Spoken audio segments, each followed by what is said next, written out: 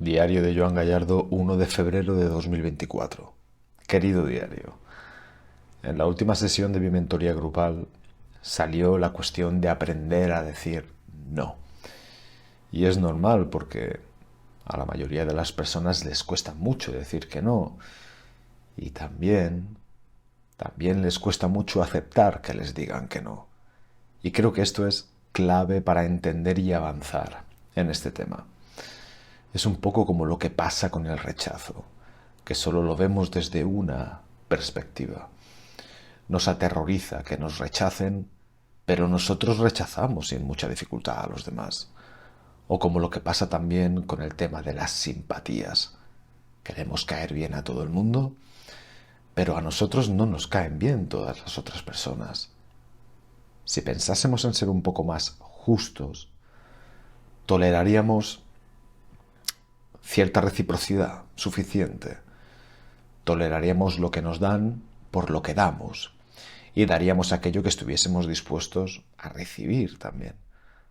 Por ejemplo, podríamos hacernos fuertes en un principio que rezase de la siguiente manera: aceptaré que me digan que no y a cambio me daré el derecho y el permiso a decirlo yo también cuando así lo necesite o lo desee. De igual forma que no me hundiré cuando alguien me rechace, de forma que espero y deseo que tampoco le pase eso a nadie cuando sea yo el que rechace. Mira, una reciprocidad la mar de justa, ¿no? Y es que el no es una moneda de intercambio y una fuerza ordenadora, tanto como el sí. Es que incluso yo pienso que el no es simplemente otro tipo de sí. ¿Quieres no venir a cenar conmigo esta noche? Sí, quiero no venir a cenar contigo esta noche, ¿no? Me parecería algo a lo que darle una vuelta, ¿no? En fin, yo al menos hace mucho tiempo que aprendí a decir que no y a soportar que me lo digan a mí. Que aprendí a no tomarme personalmente los noes. Y joder, es que se vive mucho mejor así, muchísimo mejor. Porque además, a mí el tiempo que nos toca vivir aquí siempre me ha parecido más bien poco. 80 o 85 años tampoco me parece tanto tiempo como para no hacer más o menos lo que se te ponga en las pelotas, obligaciones aparte. Así que no quiero ir a tomarme un café con alguien si no me apetece, por ejemplo. Pero tampoco quiero que nadie venga a tomarse un puto café conmigo si no le hace ganas. No nos hagamos perder el tiempo ni nos hagamos perder oportunidades. No nos infravaloremos tanto, ¿no? No seamos tan complacientes, tan serviciales. No tengamos al prójimo por un membrillo que no sabrá encajar que le digamos que no. ¿Quién nos pensamos que somos, caray? Pero incluso en el caso de que, en efecto, el prójimo no sepa encajar un no de nuestra parte, al menos sirvámosle de entrenamiento para que poco a poco aprenda a soportarlos. No nos sobreprotejamos tanto. No nos eduquemos una vez más en la inmadurez y en ese infantilismo insoportable que tan arraigado está en la sociedad actual. Y crezcamos de una puta vez. Y si puede ser, no perdamos el tiempo, ni hagamos perder el tiempo a los demás. Nada más por hoy. Nos vemos mañana, seguro. Paz. Diario de Joan Gallardo, 2 de febrero de 2024. Querido diario, me he acordado de una historia que hace bastantes años ya, de la vez que recibí un mensaje de un chico para comenzar sesiones conmigo. Su historia era la siguiente. Se había enamorado de una chica y habían tenido una historia meramente platónica, muy idealista, muy idealizada, que había terminado de una forma silenciosa, sin hablar, ¿no? Sin darle un punto final a través de una conversación, sin el típico lo mejor es que se pare aquí. Un día no hubo comunicación entre ellos y luego otro día se unió al anterior y así sucesivamente, sin fallo durante mucho tiempo.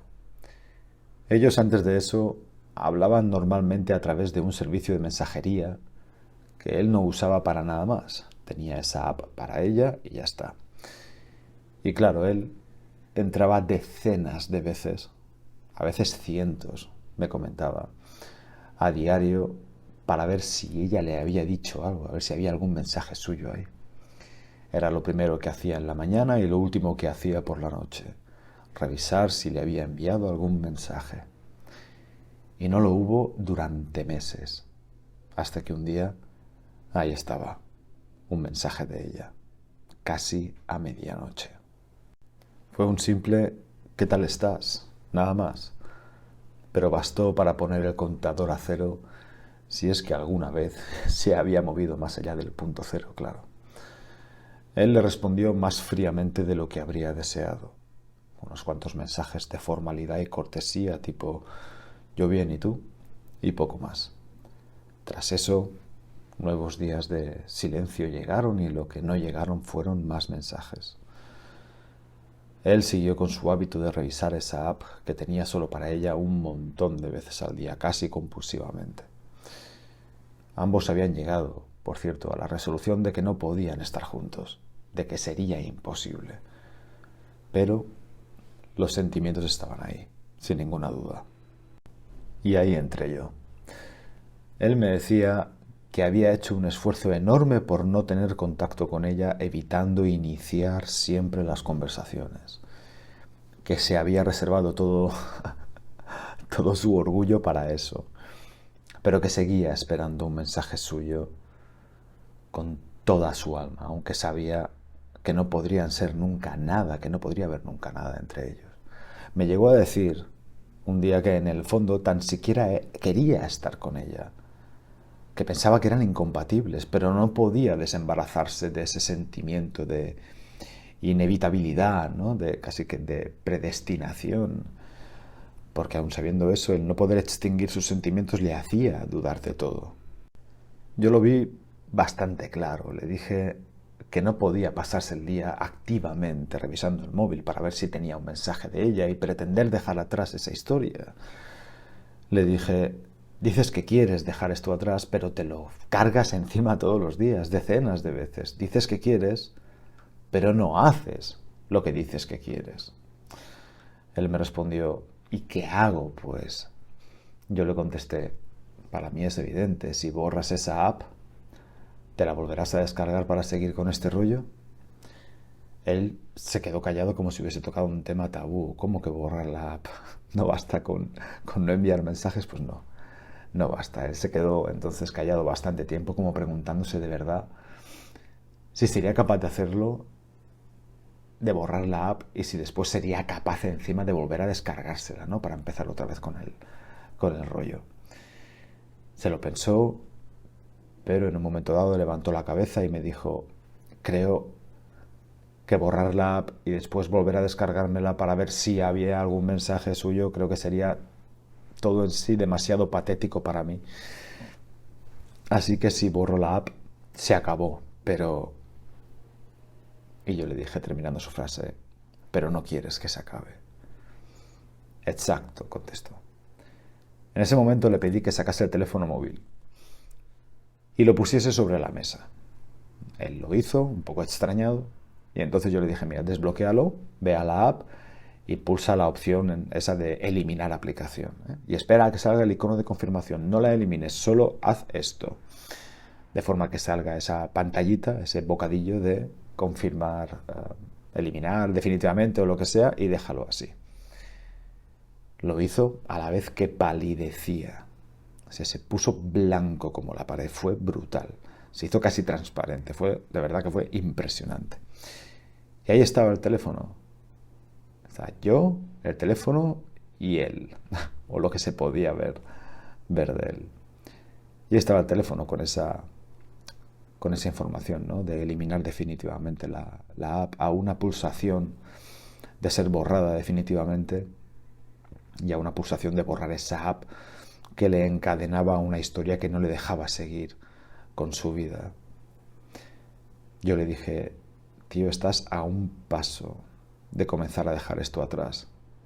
Pon la mano sobre el móvil y sitúa el dedo justo encima de la pantalla donde dice eliminar definitivamente, ahí en el OK. Lo hizo, ¿eh? Y el dedo le temblaba como si tuviese un principio de Parkinson. Y se estuvo así unos cuantos segundos. Le dije, no estás obligado, ¿eh? Es opcional como todo en la vida, pero tú eliges. Me miró de repente sin apartar el dedo de la pantalla, sin mover más músculo del cuerpo que los oculares, que mirándome. Y sin más, sin venir a cuento, a mí incluso me vino de sorpresa. Sin más, bajó el dedo, hizo plaf. Y adiós, app. Se hizo un silencio de la hostia. A él en ese momento le podrías haber partido una silla en la espalda y ni se habría enterado. Finalmente se recostó hacia atrás sobre la butaca y hizo un resoplido, ¿no? Hizo puff, con las manos sobre la cabeza.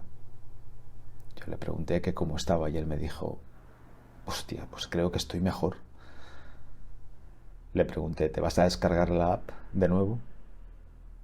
Y él, de una forma muy segura, me dijo, no, te lo prometo.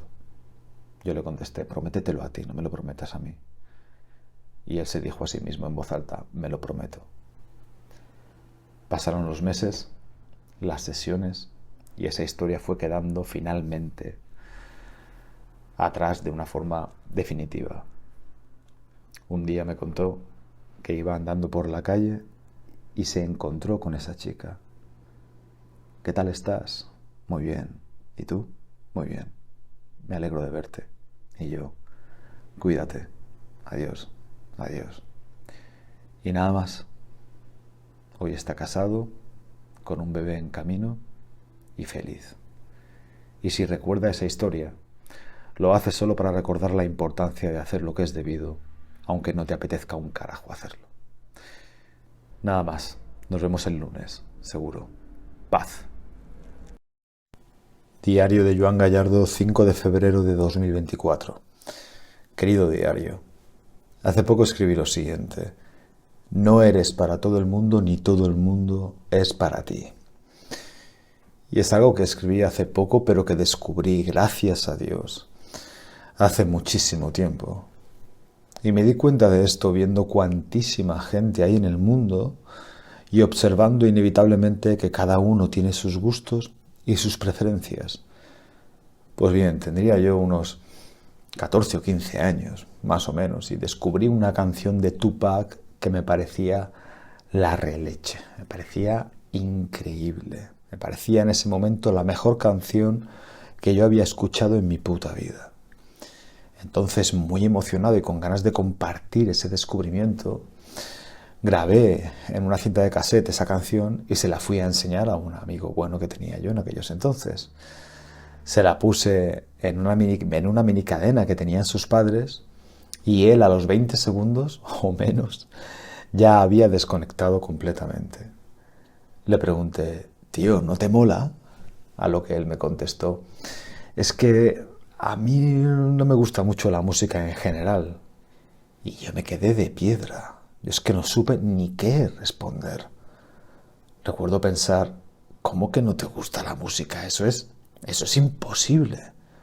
Porque en mi cabeza me parecía absolutamente inconcebible que a alguien en el mundo le pudiese no gustar la música. Luego me repuse y le pregunté por su género musical favorito. Le pregunté, bueno, ¿y qué música te gusta? Y él me dijo, no sé, es que te digo de verdad que no me gusta mucho la música. Y en ese momento saqué la cinta de la minicadena y me la guardé en el bolsillo. Y también me guardé ahí ese tema de conversación para siempre con él. Después le pregunté sobre lo que le gustaba a él, ¿no? Le dije, bueno, ¿qué cosas te gustan? ¿Qué hobbies tienes? Y él, tras pensárselo un ratito, me contestó que le gustaban mucho las motos, que veía cada semana las motos con su padre y me preguntó, de paso ya que estaba, cuál era mi motorista favorito. Yo no tenía, pero ni puta idea. Así que le respondí que a mí me sonaba el nombre de un tal Sito Pons. Mi amigo me dijo que no lo conocía de nada, que ni le sonaba. Y le fue a preguntar a su padre. este apareció y se puso a reír y nos dijo que que Sito Pons llevaba jubilado un montón de años ya. Yo entonces me encogí de hombros como diciendo, pues yo qué sé, no tengo ni puta idea de motos. Me preguntaron, ¿no te gustan las motos? Pero con los ojos entornados, ¿no? En plan, ¿cómo no le van a gustar las motos a alguien? Y yo les dije que no sabía tampoco, en realidad, que nunca me había parado a ver una carrera de motos o como se llamase eso. Y ahí quedó la cosa. Al cabo de un rato, me fui para casa. Unos días después llegó el fin de semana y me puse a ver una carrera de motos que daban por la tele. Entonces las daban gratis, ¿no? Las carreras de motos. Y aguanté 10 minutos. Me pareció un tostón absolutamente infumable. No lo aguanté. Pero a mi amigo le encantaba. Igual que a mí me encantaba la música y a él eso le parecía un auténtico aburrimiento. El hecho de ver esa especie de reciprocidad a la inversa en nuestros gustos hizo que no me sintiese mal por gustarme algo que a otro le causaba cero emoción. Y pensé, bueno, a él no le gusta mi música, a mí no me gustan sus motos y no pasa nada, no tiene nada de malo, ¿no? A mí me seguirá encantando la música y a él sus carreras de motos, todo en paz. Pero pasé unos días extrapolando esto a muchas otras cosas hasta que caí en la cuenta de que con las personas pasaba exactamente lo mismo. A mí me gustaban ciertos futbolistas, sobre todo por el carisma, por lo bien que me caían. O a mí me gustaban profesores y profesoras que a otros compañeros de clase les daban auténtico asco. Y vi esa tendencia todo el tiempo. A mí, en definitiva, me gustaban algunas personas que otros aborrecían y yo aborrecía a personas que otros adoraban. Y finalmente me puse a mí en el centro de esta reflexión y me di cuenta de que yo caía bien a algunas personas y a otras no. Igual que me pasaba a mí con los demás. Unos me caían bien y otros no. Y no pasaba absolutamente nada. Desde entonces, siempre he llevado muy bien eso de no poder gustar a todos. Porque básicamente a mí tampoco me gustan todos. Y no pasa nada. Nos vemos mañana, seguro. Paz. Diario de Joan Gallardo, 6 de febrero de 2024. Querido diario, estaba pensando en lo duraderas que pueden llegar a ser las consecuencias e inconvenientes de los errores del pasado. Me he acordado, por ejemplo, de ese amigo que tenía yo, que con 18 años y el carné de conducir recién estrenado, se compró un coche muy por encima de sus posibilidades que financió además a demasiado largo plazo y al tercer día, lo estrelló en una avenida del pueblo dejándolo para el entierro. Él no se hizo nada, gracias a Dios, pero estuvo pagando casi 10 años, 10 putos años, un coche que solo condujo 3 días. 3 días. Pasó 10 años llegando justo a fin de mes por eso. Me acuerdo también de una persona muy allegada a mí que tuvo una pelea una noche cualquiera con un fulano cualquiera.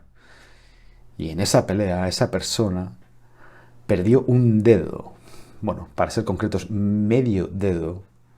Porque esta persona allegada a mí se lo arrancó de un bocado. Sí, le arrancó medio dedo, un pulgar concretamente, de un bocado. Pues bien, resulta que el dueño de ese pulgar era un pianista profesional y se le tuvo que compensar con mucha pasta. Un dinero que se estuvo devolviendo durante décadas. Décadas, pagando algo que pasó en un segundo. Yo mismo tengo algunas de estas penitencias que sigo teniendo en mi vida hoy en día y me jode. La verdad que sí, me jode. Me jode no poder pagar esa penitencia por adelantado y de golpe y conseguir hacer desaparecer de mi vida ciertas cosas y ciertas personas, pero lo acepto.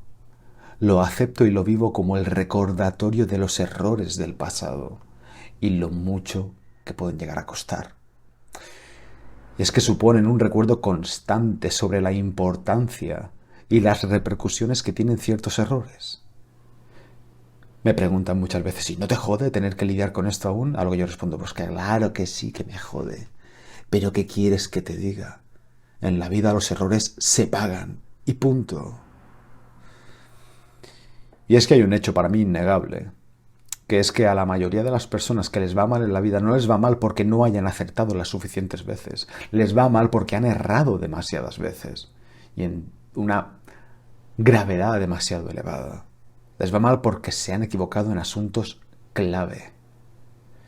Que sí, que todo el mundo se equivoca y que de las equivocaciones se aprende, absolutamente de acuerdo, pero ¿es necesario cagarla tanto? Y yo el primero, ¿eh? Observo mi pasado con distancia y amplitud y veo errores perdonables, comprensibles y casi inevitables, pero veo otros que, madre mía, la madre que me parió, es para darme de hostias, ¿eh? Errores flagrantes, culposos, alevosos. Me veo a veces actuando como el chaval que enciende un petardo a la vista de todo el mundo, consciente de la que se le viene encima, pero a quien las ganas de encender el puñetero petardo le pueden. Repito, no se trata tanto de acertar como de no errar. Y puestos a errar, que seguro que pasará, que sea inevitable o que sea por algo que merezca mucho la pena. Y es que hay una gran diferencia, una diferencia muy grande entre una equivocación y una cagada. Así que equivócate lo que te tengas que equivocar, pero intenta no cagarla. Nos vemos mañana, seguro. Paz. Diario de Joan Gallardo, 7 de febrero de 2024. Querido diario, llevo días pensando en la autoconfianza y en la cuestión o la duda legítima que surge cuando una persona sabe que tiene que hacer algo costoso para aumentar su autoconfianza, pero no lo lleva a cabo porque siente ese carecer de la confianza suficiente como para tan siquiera intentarlo. Me lo han preguntado cientos de veces a lo largo de estos años. ¿Cómo lo hago para empezar a ganar confianza en mí si no me atrevo a empezar porque no confío nada en mí? Resulta hasta razonable, ¿no? Es una cuestión casi lógica. Pero es que los bucles suelen ser bastante lógicos. No tengo autoconfianza, pero para ganarla necesito hacer algo para lo que no tengo autoconfianza. Y eso hace que tenga aún menos autoconfianza en mí, lo que hace que no pueda hacer aquello que necesito hacer para bla, bla, bla, bla, bla. Ya sabes. Pues el remedio es igual de lógico. Hay que empezar, aunque sea sin autoconfianza alguna.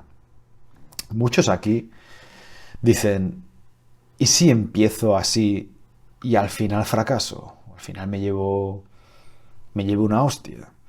Y creo que ahí está el problema principal. La presión autoimpuesta, esa presión que nos metemos antes de empezar tan siquiera a intentar algo por primera vez. Aquí ya se puede ver que el problema no está en empezar, sino en la idea de fracasar, ¿no? Ya no es tanto el intento, la autoconfianza necesaria para ese intento, sino el miedo al fracaso, el miedo al error, el miedo al sufrimiento, el miedo al dolor. En la idea de no tener éxito en aquello que se intenta y que en principio iba a darnos más confianza en nosotros mismos. Yo creo que esa es la cuestión de fondo. La pregunta a veces censurada, ¿no? Silenciada o no reflexionada, que también puede ser. Me recuerda a cuando en su momento, hace 1.000.000 de años, enseñaba a chicos a hablar con las chicas. Había un chaval en concreto que quería declararse a una compañera de clase en la universidad, pero que no se atrevía de ninguna manera. Él me contó que había hecho el intento muchas ocasiones. O sea, se había preparado mentalmente la noche antes, había ensayado las frases, había ensayado el acercamiento, la excusa, ¿no? para empezar la conversación, y se había acercado hasta el punto en el que se encontraba en el mismo espacio físico que la chica, ¿no? Pero al final siempre terminaba contándole cualquier tontería que no venía al caso. Y claro, pasaba lo que suele pasar, ¿no? Que cuanto más tiempo pasa sin dar el paso necesario, pues más bola se te hace, más difícil es cada vez. Vas de alguna forma como mitificando ese miedo. Vas haciendo esa cuesta cada vez más empinada y vas viendo esa montaña ese pico cada vez más alto. Yo le expliqué que no se trataba en el fondo de que ella le pudiese decir que sí o que no, o de que le correspondiese, sino que se trataba de llegar a decírselo. Esa era la cuestión. Y me decía, pero si me dice que no, y no es esa la cosa. La cosa es que se lo tienes que decir. Simplemente. Y es que lo importante al principio, cuando una persona está intentando ganar su autoconfianza, lo más importante es el intento, más que el resultado del intento. A este chaval le dije, mira tío, llegado a este punto, te hará más daño la cobardía que su rechazo. Es mejor lanzarte y que te diga que no, que quedarte donde estás ahora. Fue decirle eso, se quedó un momento callado y pareció que su mente hizo clic. Y efectivamente hizo clic, porque al día siguiente, temblando de arriba a abajo, como me dijo a mí después, se le declaró. Se acercó hasta la chica y saltó. Se lo dijo. Y la chica, por si te lo preguntas, lo rechazó. Rotundamente, además. A ver, incluso diría de una forma un poquito grosera, sin posibilidad tan siquiera de dar pie a cierta insistencia por parte del pobre chaval. Este vino a mí bastante jodido, ¿eh? Esa es la verdad. Pero le dije, mírate, tío. Analízate un momento, obsérvate desde fuera. Has ido a la guerra y te han dado de hostias. Te han dado de leches, hasta en el carnet de identidad. Pero al menos te has atrevido a ir a la guerra, como solo los valientes hacen. Y oye, el chico se quedó ahí un momento en silencio, como pensando, luego me miró y me dijo, joder, Joan, es verdad, he sido valiente, ¿no? Yo creo que sí he sido valiente. Se hacía esa pregunta todo el tiempo. Sí, ¿no? Me miraba y me decía, sí, sí, sí. Volví a mirar al suelo como acumulando datos de lo que acababa de pasar, ¿no? Y al final se levanta la vista, me mira y me dice, ay, no sé lo que he sido, pero yo ahora me siento valiente ahora. Y yo le dije que sí, que era legítimo que se sintiese así porque se había comportado como una persona valiente. Se llevó un no, un rechazo, pero también se llevó su dosis de valentía. Y de ahí su dosis también de autoconfianza. Y que le quiten lo bailado, ¿eh? Nada más. Nos vemos mañana, seguro. Paz. Diario de Joan Gallardo, 8 de febrero de 2024. Querido diario, cada vez tengo casos más difíciles en mi trabajo, pero la parte buena es que sigo sacándolos con un porcentaje de éxito casi total, igual que antes, ¿no? Pero la cuestión es que me he dado cuenta, gracias a esto, en los últimos meses sobre todo, de algo que creo que es increíblemente interesante. Yo siempre he tenido claro, y ya tenía claro antes, que normalmente el peor enemigo de uno mismo es uno mismo. Quiero decir que aunque hay gente que tiene una auténtica afición y pasión por dar por saco al prójimo y complicar la vida a los demás, por norma, nadie te puede joder tanto la vida como tú mismo, porque lo puedes hacer además de una forma sistemática y muy prolongada en el tiempo. Pero se me aparecía bastante difuminada la razón por la que esto era así. ¿Y por qué es esto tan frecuente en las personas? O sea, ¿por qué realmente nos podemos hacer tanto daño y durante tanto tiempo? Yo pensaba que podía haber por ahí algún mecanismo de autocastigo inconsciente o una simple ignorancia en cuanto a la capacidad e importancia de lo que supone tomar buenas decisiones y también malas decisiones en la vida, ¿no? Y tenía varias explicaciones así, y la cuestión es que a veces estas explicaciones valen, explican bastantes casos, pero creo que en la mayoría no. Creo que la mayoría no es así.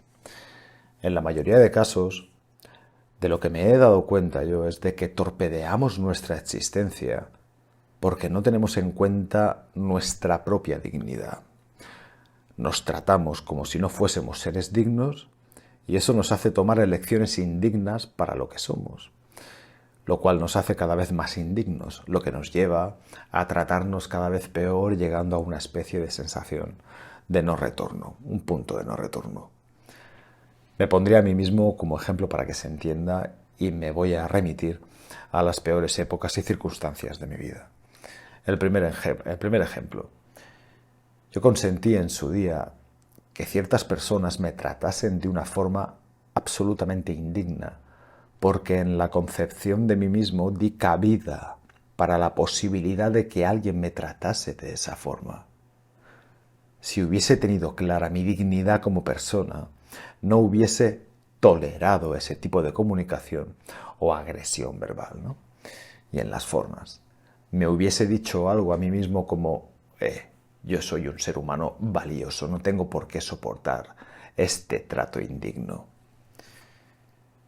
Y el segundo ejemplo sería el siguiente, que es que yo durante una corta temporada, hace algo así como 1.000.000 de años, estuve saliendo de fiesta con personas de dudosa catadura moral, personas que moralmente estaban absolutamente alejadas de un mínimo ideal. No salí mucho tiempo con estas personas, pero no fue solo una vez, salí más de una vez, bastantes más. Si hubiese tenido un alto respeto por mi valor como ser humano, yo mismo me hubiese dicho algo como, yo no puedo ir con personas de las que no me siento orgulloso solo porque no tengo más opciones para salir de marcha por ahí, ¿no? En resumen, espero que se haya entendido con los dos ejemplos estos, pero en resumen, como decía, vivimos muchas situaciones indignas porque pensamos que vivirlas es una posibilidad. Repito, vivimos muchas situaciones indignas porque pensamos que vivirlas es una posibilidad, que es posible pasar por ahí, que es posible vivirlo, que es contemplable en nuestra vida.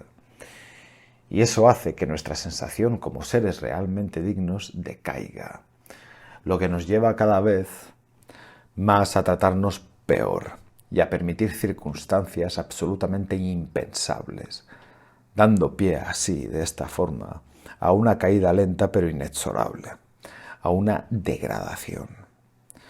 Así que conservar la dignidad y tenerla en altísima estima como si fuese un tesoro dentro de nosotros, bien puede ser lo que nos mantenga a salvo de las llamas del infierno. Nos vemos mañana, seguro. Paz. Diario de Joan Gallardo, 9 de febrero de 2024. Querido diario, sigo dándole vueltas al tema de la dignidad, hasta el punto en el que ayer mismo escribí el siguiente pensamiento que dice así: rodéate de gente que no te permitiría hacer nada que atentase contra tu propia dignidad. Este es uno de los motivos más importantes por los que insisto tanto con la cuestión del entorno. El entorno es crucial. En todas las épocas de la vida lo es, pero si se me apura, aún lo es más en la juventud, en la adolescencia y en la primera etapa de la adultez. Y es así porque normalmente es ahí donde se empieza a dirimir quién serás y qué posibilidades tendrás en la vida. La cruda realidad es que si eres un bala perdida a los 25, será raro que a los 35 seas alguien respetable, por decirlo así, ¿no? Salvo que te conviertas en una de esas historias maravillosas que hablan de alguien que se reformó casi de forma milagrosa en una etapa ya más tardía de la adultez, pero ojo, que todos conozcamos historias así no significa que sean las más habituales y normales, ni muchísimo menos. Lo que pasa es que nadie habla de aquel que era un desastre a los 25 y a los 40 seguía siéndolo. Voy a contar una historia. Yo cuando era chaval teníamos una pandillita en el barrio. Éramos bastantes críos, lo suficientemente salvajados como para meternos en problemas casi por defecto. Pero claro, dentro de ese grupito de niños salvajes los había más salvajes y los había también menos salvajes. Yo era de los más tranquilos. Tenía mucha mala leche, pero sabía contenerla bastante bien y sobre todo ya era capaz entonces de valorar los riesgos y las posibles consecuencias y repercusiones de mis actos. También sucedía que dentro de la pandilla todo el mundo tenía sus favoritos, yo tenía mis favoritos, y en especial uno de ellos, sobre todos los demás, que era el que el que yo más quería de todos. Una vez, un día cualquiera, era verano, no había gran cosa que hacer, nos pareció buena idea ir a ver si había algo de valor en los muchos coches abandonados que había en aquellos tiempos por mi pueblo. Supusimos que muchos de ellos no tendrían cristales, no tendrían ventanas ya, y que algunos no tendrían ni puertas, así que no tenía por qué haber mucho problema. Era encontrar un coche que tuviese esas condiciones, entrar, buscar y a ver si encontrábamos algo. Fin, no había nada más. Esperábamos, yo que sé, que hubiese suelto debajo de los asientos y cosas de este estilo, algún CD de música, algún cassette, y tal era todo lo que esperábamos encontrar, no mucho más. Lo que pasó es que todos los coches que encontrábamos tenían los cristales intactos y las puertas cerradas con llave. Y al quinto o sexto coche que encontramos ya nos situamos en fase de abortar misión porque entendíamos que no íbamos a encontrar ninguno con las características que estábamos buscando. Y fue así cuando de repente el más salvaje de todos nosotros, que era un chaval que era la hostia, y este es uno de los que no se reformó, gritó: ¡apartaos, pringaos! Así de repente. Fue darnos la vuelta y ya vimos volar un pedrusco, una piedra del tamaño de una naranja bastante grande, más grande que un puño. Y ¡zas! Le dio a la ventana del copiloto y el cristal estalló en 1000 pedazos. Nos quedamos, y nunca mejor dicho, de piedra.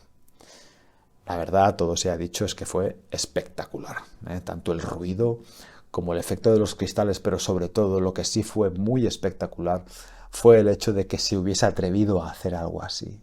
Nos quedamos petrificados. Entonces, después de él, el segundo más salvaje se sumó a la fiesta, ¿no? Y reventó el cristal de otro de los coches abandonados que había por ahí. Y luego otro le siguió y otro y otro. Yo no. No sé por qué, aquello no me dio buena espina. Me parecía que hacía demasiado ruido, que íbamos a llamar la atención de alguien del bloque de al lado, y yo me contuve y no participé. Pero entonces, mi amigo, del que he hablado antes, mi queridísimo amigo, que tenía un padre al que se le iba la cabeza con muchísima frecuencia, se agachó a coger una piedra de un tamaño similar a las que ya habían tirado los otros. Yo cuando le vi hacer eso, se me vino a la mente la imagen de su padre, enterándose de todo aquello y haciendo pues lo que ya imaginas, ¿no? Y entonces yo fui hacia él y lo agarré del brazo, lo sujeté antes de que lanzase la piedra. Y le dije: si tu padre se llega a enterar de esta, te corta los huevos. Suelta esa piedra y vámonos de aquí. Le tuve que insistir mucho, ¿eh? Y tuvimos que aguantar después el típico e instantáneo que no tenéis cojones o qué, de parte de los demás miembros de la pandilla, pero finalmente me hizo caso a base de esa insistencia y de no rendirme, y finalmente nos fuimos. Al día siguiente me enteré de que al resto de la pandilla los había pillado la poli con las manos en la masa. Alguien efectivamente se había enterado del jaleo, había llamado a la policía y los habían pillado con las manos en la masa ahí, justo ahí. Y es que le dieron además una pedrada a un coche que no estaba abandonado, sino que simplemente era viejo. Y les cayó la del copón a unos y a otros la del pulpo. Mi amigo entonces no paraba de agradecerme que le hubiese salvado el culo, que hubiese pensado en él, en su integridad y también en su dignidad. Pues a esto me refiero, ¿eh? Rodéate de gente que no te permitiría hacer nada que atentase contra tu propia dignidad. Nada más. Nos vemos el lunes, seguro. Paz. Diario de Joan Gallardo, 12 de febrero de 2024. Querido diario, llevo días dándole vueltas al concepto de la libertad de una forma más intensa. Es algo en lo que llevo pensando mucho tiempo, y en lo que llevo años y años reflexionando y filosofando, porque el libre albedrío me parece que es una de las cosas que mejor explica el funcionamiento de la vida e incluso la relación entre Dios y el ser humano, o por qué somos como somos. Es uno de los temas favoritos de discusión de los alumnos de mi mentoría grupal. Me encanta personalmente verlos reflexionar sobre su propia libertad, pero también sobre la libertad de los demás. Se preguntan por qué podemos hacer el mal, por ejemplo. ¿Por qué podemos hacer cosas que van en nuestra contra?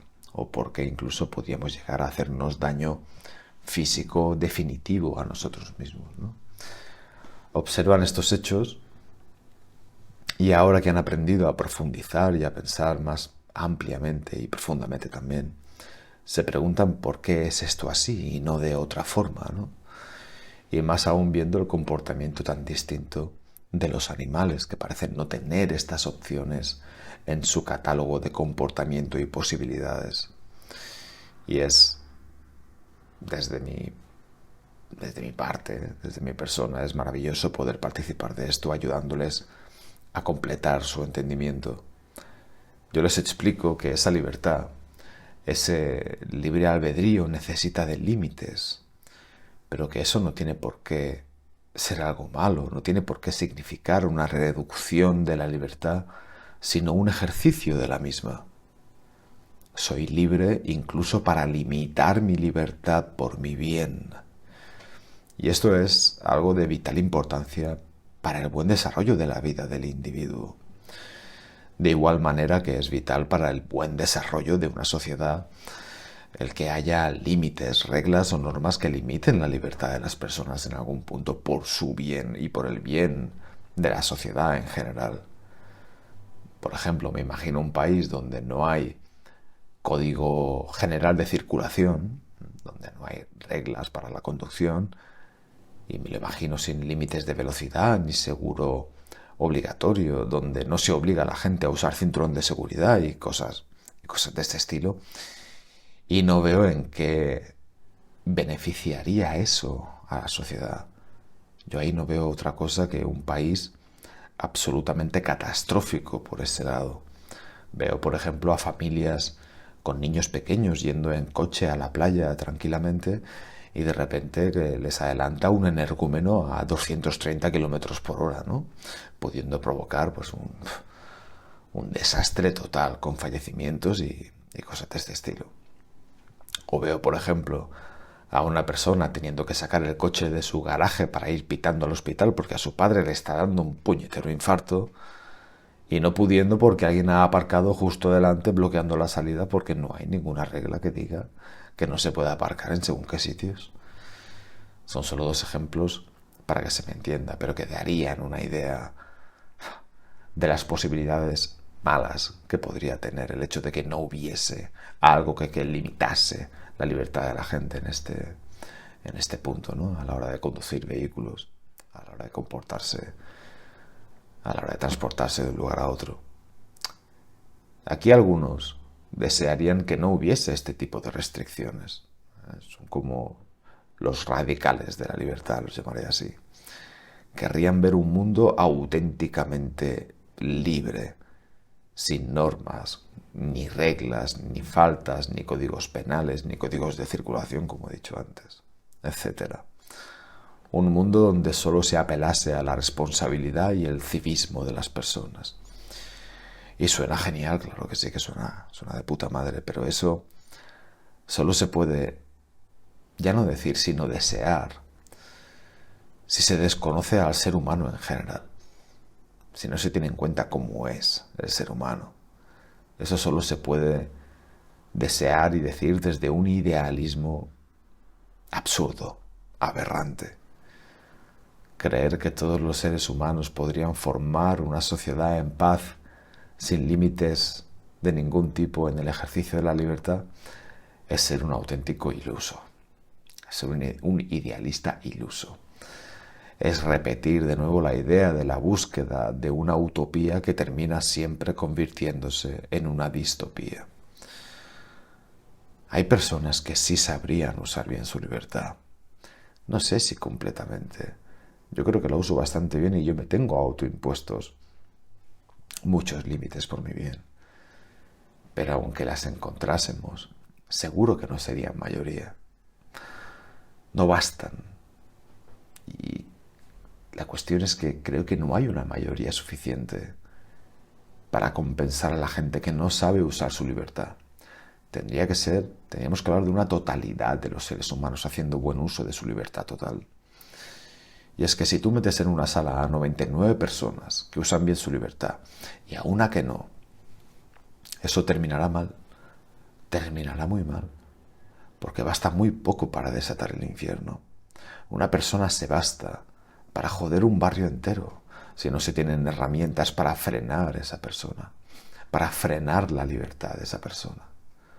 Con un par jodes media ciudad y con 10 igual te la cargas entera. Así que sí, yo creo que necesitamos límites. La sociedad necesita límites, el mundo necesita límites. Porque sin límites no hay libertad, sino caos. Nos vemos mañana, seguro. Paz. Diario de Joan Gallardo, 13 de febrero de 2024. Querido diario, ayer vi la película Sound of Metal y me encantó. Tampoco sabría decirte exactamente el porqué. Y, caray, qué bonito es no tener a veces explicaciones para ciertas cosas, ¿no? Es lo que pasa, por ejemplo, con el arte, que no siempre se puede razonar. Te gusta un cuadro o un artista y sí, puedes pensar en términos de composición, idea, armonía, etc. Pero es una teoría que nunca da una completa explicación del por qué te gusta tanto. Hay algo más. Hay algo que no tiene teoría. Algo que está más allá, seguramente, por encima de la teoría. Pasa también con la música, ¿no?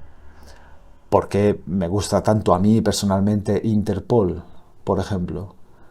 Porque yo sé que hay muchos grupos musicalmente mejores, con mejores voces, mejores bajistas, guitarristas, bateristas, productores, etc. Pero ninguna banda me gusta más que Interpol. Y lo mismo pasa con el amor. No necesariamente te enamoras de la mejor, porque si no todos nos enamoraríamos de la misma, ¿no? Te enamoras de la que más te gusta. Y podrías explicar, o al menos podrías intentar explicar por qué te gustan más que las demás, pero de nuevo sería una explicación incompleta. Te has enamorado porque te has enamorado y punto. Porque era inevitable, porque era imposible no hacerlo. Pues bien, ayer sentía todo esto viendo la película Sound of Metal. La veía, sabía que me estaba encantando, tenía ciertas explicaciones parciales sobre el porqué, pero sentía que me estaba gustando más allá de lo que podía explicar. Y era un sentimiento maravilloso. Es que, repito, a veces no es necesario tener una explicación para todo. A veces basta con la confianza o con aceptar que ciertas cosas son así. Bueno, la cuestión es que la película trata sobre un baterista profesional que se queda sordo casi de repente, al principio de la película. Esto no es ningún spoiler. Desde ahí la peli divaga entre el camino de negación-aceptación del protagonista, ¿no? Va pasando de un lado a otro. Un músico que se queda sordo, ¿no? Irónica paradoja. Con un poco de mal gusto quedaría como en un cliché, ¿no? Como en un recurso fácil, pero la película no lo trata así, no lo presenta así, lo trata de una forma verdaderamente interesante. A medida que iba viendo la película, también me puse a pensar en lo que sería perder algo que se da por supuesto, que se da por sentado. Por ejemplo, y viniendo al caso, tener la capacidad de escuchar y lo que conllevaría realmente. Es un ejercicio de intensidad ponerse a pensar de verdad sobre esto, sobre estas cosas. Porque quedarte sordo no supone un riesgo para tu vida. Quedarse sordo no duele físicamente, ¿no? Pero me puse a pensar en lo que supondría a efectos cotidianos. Y empezó a dolerme incluso el corazón. En mi caso, por ejemplo, no volver a escuchar nunca más las voces de mis hijos. No volver a escuchar un te quiero de sus bocas, ¿no? No volver a escuchar música nunca más, no escuchar los pájaros, el sonido de la lluvia, los grillos en las noches de verano, ¿eh? No escuchar nunca más una sonrisa. También pensé que alguien que se queda sordo habiendo escuchado alguna vez en la vida debería poder por fuerza escuchar en sueños.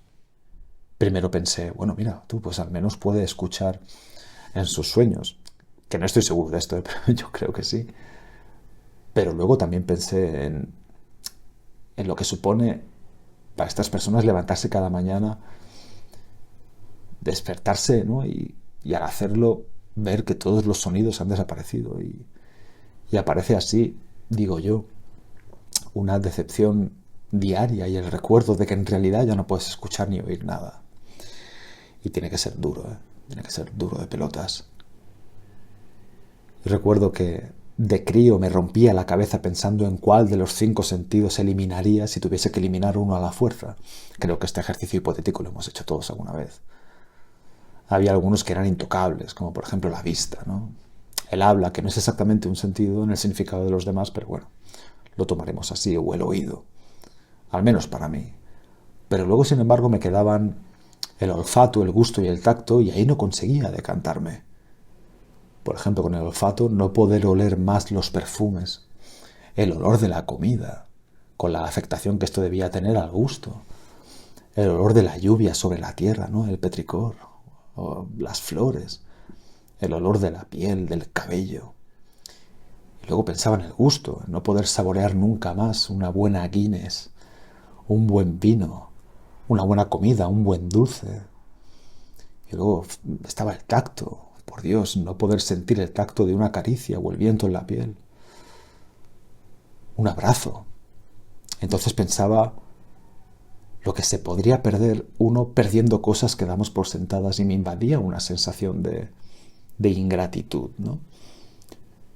Tengo que agradecer poder sentir todas estas cosas que doy por sentadas y seguras porque sería terrible no poder sentirlas nunca más. Me decía a mí mismo mentalmente viendo la película. Y es así, damos por seguras cosas que podemos perder en un segundo.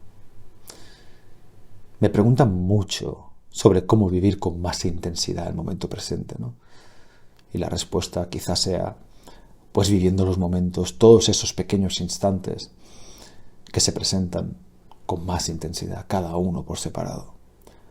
Reconociendo ahí, en cada momento, en cada segundo, el regalo de Dios, el regalo que es la vida. Pero para terminar, lo que tengo bastante claro es que nuestra capacidad de aceptación y de salir adelante, si hay voluntad u ausencia de otra alternativa, es absolutamente increíble, casi milagrosa. Y eso es algo a tener en cuenta cuando se pierde algo, pero también cuando aún se tiene. Nos vemos mañana, seguro. Paz. Diario de Joan Gallardo, 14 de febrero de 2024. Querido diario, hoy va de emprendimiento esto. Ayer tuve una sesión de negocios muy interesante con una clienta. En concreto era para hablar sobre las tarifas de sus diferentes y diversos servicios. Después de explicarme el primero, me ha dicho el precio que tiene y entonces yo le he preguntado lo que le pregunto a todos mis clientes en este caso.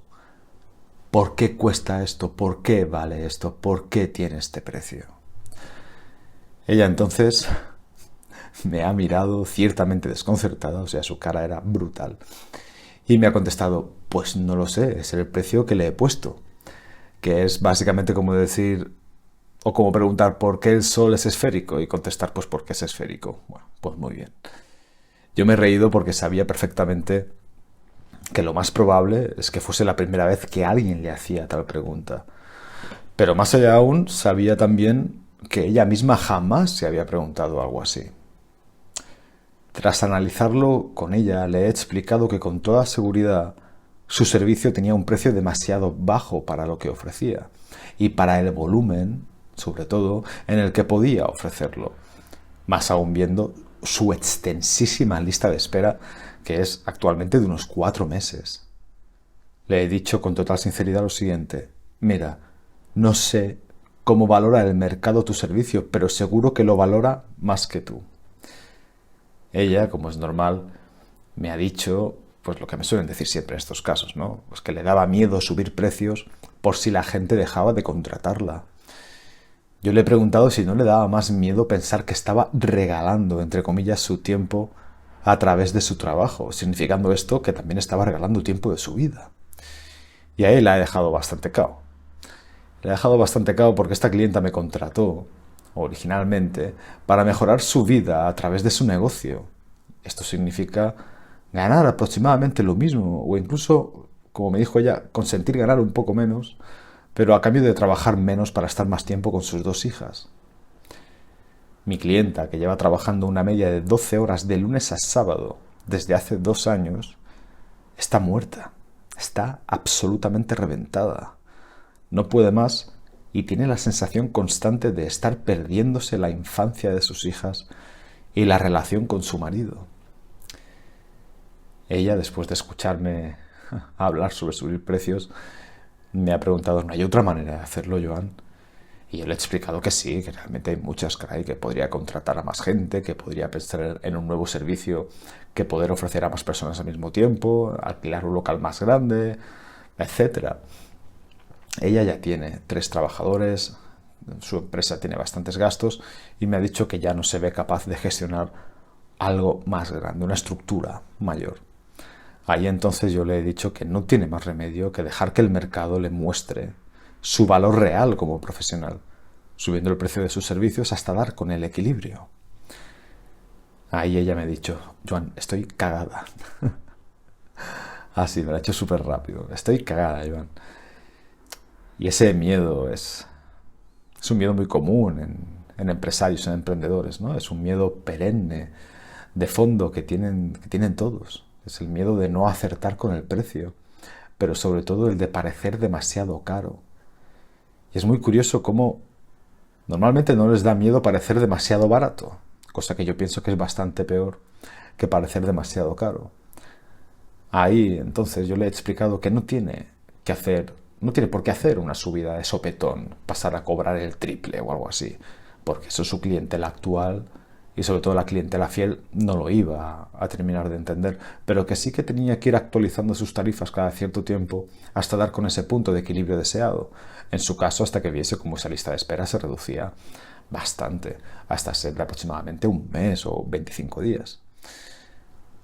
Por la tarde, por consejo mío para no postergar esto innecesariamente, mandó un correo electrónico a todos sus clientes contándoles que iba a subir los precios un 5% y explicándoles el porqué. Les ha dicho con una sinceridad y una valentía brutal que no podía ofrecer más su servicio a este precio porque se estaba consumiendo tras ello. En menos de 3 horas, 3 docenas de clientes le habían contestado diciéndole que por ellos que ningún problema, que incluso se alegraban por ella. 2 de ellos se han quejado, esa es la verdad. 2 a los que ya hemos detectado como clientes no deseables y les hemos ofrecido la baja y devolviéndoles el dinero. Y es que un emprendedor tiene que ser un desecho de confianza. Por él, por su futuro, por su familia, pero también por sus clientes, por sus buenos clientes. Y es que si Dios quiere, mi clienta dentro de poco podrá trabajar un poco menos. Y cuando lo consiga, trabajará aún mejor cuando tenga que hacerlo, porque tendrá más energía, más ilusión y más felicidad. Y es que, como digo siempre, un emprendedor feliz es un emprendedor mejor. Y eso es bueno para todo el mundo. Nos vemos mañana, seguro. Paz. Diario de Joan Gallardo, 15 de febrero de 2024. Querido diario, ayer dediqué un ratito a releer a Thoreau y encontré un fragmento muy al principio del libro de Walden que decía así: la opinión pública es un débil tirano si la comparamos con nuestra propia opinión. El destino de cada hombre está determinado por lo que éste piensa de sí mismo. Acojonante. Thoreau tenía algo definitivamente diferencial y especial. Puede que fuese esa libertad de la que se apropiaba y tenía y ejercía, y también puede que fuese su amor irrefrenable por la verdad. Pero ¿acaso no están unidas, no? La libertad y la verdad no son, creo yo, paralelos los caminos de la libertad y la verdad, sino que son exactamente el mismo camino, el mismo. Y Thoreau amaba ese camino. Siempre digo que hay que leer a Thoreau al menos una vez en la vida, sea Walden, sea Desobediencia Civil o sea al menos un libro, aunque sea de citas suyas, pero hay que leerle, igual que a su queridísimo Emerson. Thoreau contrajo tuberculosis con apenas 18 años y arrastró desde entonces episodios posteriormente durante toda su vida. Muchos años después, en uno de sus famosos paseos, llovió fuerte y enfermó después de bronquitis. Ella no se recuperaría de ello y moriría con solo 44 años. 44. Para que entendáis el genio que era Thoreau, antes de morir, un poco antes de morir, semanas antes, una tía suya le preguntó si se había puesto en paz con Dios. Y Thoreau, que era siempre genial, le respondió que no sabía que estuviesen peleados. Así era, ¿no? Maravilloso. Pues eso, que Thoreau daba en el clavo muchísimas veces. Y en lo de la opinión de uno mismo lo hizo majestuosamente. La opinión de uno mismo determina la vida que vive. Quítale tu razón, ¿eh? ¿Acaso no vemos el mundo a través de nuestros ojos? ¿Acaso no vemos el mundo a través de nuestras creencias? ¿Acaso no vemos el mundo a través de nuestro papel aquí? ¿Quién soy y qué es el mundo para mí? Es el mundo en el que vivo y no hay más. Así lo que yo opino de mí, lo que yo opino de quién soy, de lo que pienso y de lo que hago es mi moneda de curso legal en la vida. La opinión que tengo de lo que soy determina aquello a lo que creo que tengo acceso y aquello a lo que creo que no. Determina lo que pienso que está a mi alcance y aquello que no. Aquello a lo que puedo alcanzar y aquello a lo que creo que no puedo alcanzar. Lo que creo que merezco y lo que creo que no. Porque uno no tiene la vida que se merece. Porque a veces la vida tiene esquinas en las que nos aguardan auténticas putadas, ¿no? Pero sí creo que uno tiene bastante la vida que cree que se merece, ¿eh? La que cree que se merece. En fin, cuanto peor es tu opinión sobre ti mismo, peor vida tienes. Y de ahí que creo que no me saca absolutamente nadie. Pero claro, conociendo la filosofía de Thoreau, supongo que también estaba en contra de sobrevalorarse. Pues sobrevalorarse es un tipo de injusticia igual a la que supone infravalorarse, solo que quizá es menos común y se acusa menos. De modo que puede que lo más difícil sea, en el fondo, tener una opinión justa sobre uno mismo, que es igual a decir que lo más difícil es contarse la verdad sobre uno mismo. Y me preguntan muchas veces sobre cómo tener una mejor autopercepción. Y yo a esto siempre respondo lo mismo. Respondo con una pregunta para empezar y pregunto, ¿qué significa mejor? ¿Qué quieres decir con mejor? Porque para mí mejor significa lo que es cierto, lo que es verdad. Pero para muchos significa engañarse diciendo que es algo mejor de lo que en realidad es. Lo que es verdad es siempre lo mejor. Así pues, lo mejor es siempre decirse la verdad. Pues no hay nada más justo que la verdad. Nada más. Nos vemos mañana, seguro. Paz. Diario de Joan Gallardo, 16 de febrero de 2024. Querido diario, ayer un cliente me preguntó cómo tenía que enfocar mentalmente la cuestión del miedo al fracaso. Estuvimos charlando un rato largo sobre sus experiencias, sobre el fracaso, lo que significaba para él y alguna que otra cosa más. Después de esa charla, le hice una pregunta que resultó ser clave. Le pregunté, ¿cómo te sentirías con respecto a un posible fracaso personal si nadie te pudiese dar nunca su opinión sobre ello? Ahí mi cliente se detuvo a pensar la respuesta. De hecho, le pedí que se tomase tiempo y que no se precipitase porque llegados a este punto, la respuesta que me iba a dar sería determinante, iba a ser de vital importancia para lo que íbamos a hacer después. Así que mi cliente se lo pensó y me dijo, pues, Joan, creo que no me importaría demasiado fracasar con las condiciones que me dices tú. ¿Qué significa esto?, me preguntó.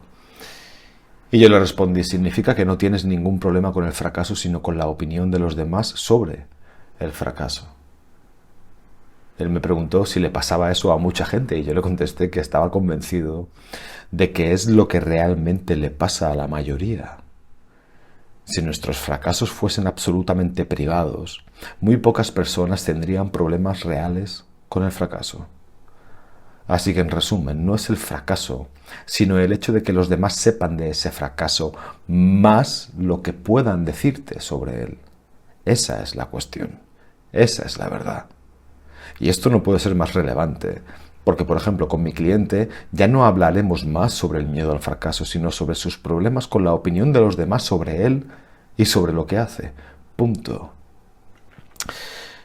Hay que aprender a llamar a las cosas por su nombre, porque si no es imposible solucionarlas. Si uno se engaña, incluso con los propios problemas que tiene, está absolutamente perdido, porque no se puede arreglar lo que no se reconoce roto.